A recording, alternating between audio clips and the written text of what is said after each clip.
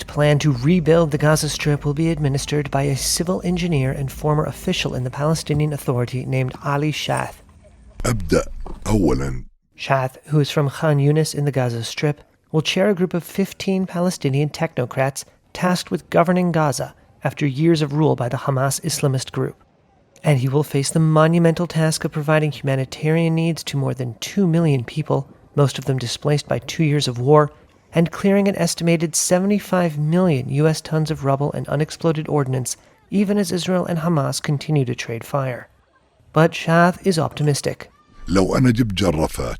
In a radio interview this week, he suggested that if given enough bulldozers, he could push the rubble into the sea, جديدة أرض جديدة. winning new land for Gaza. He estimated it wouldn't take more than 3 years to remove and recycle the rubble and reuse it for new construction. جرافات.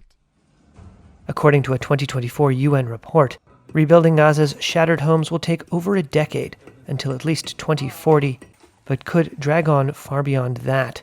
Sha'ath's appointment marks the beginning of what the U.S. envisions as the second phase of a truce between Israel and Hamas.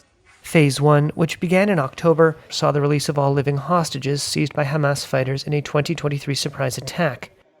As part of the deal, Israeli forces ceased offensive operations and pulled back to the so-called Yellow Line.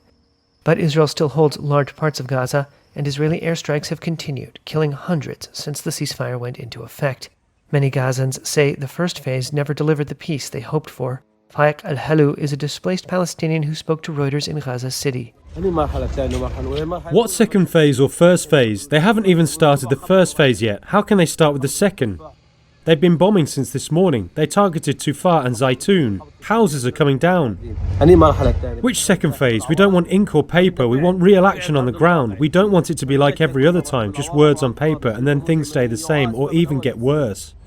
It was unclear how Sha'ath's committee would proceed with rebuilding and gaining permissions for the import and use of heavy machinery and equipment generally banned by Israel.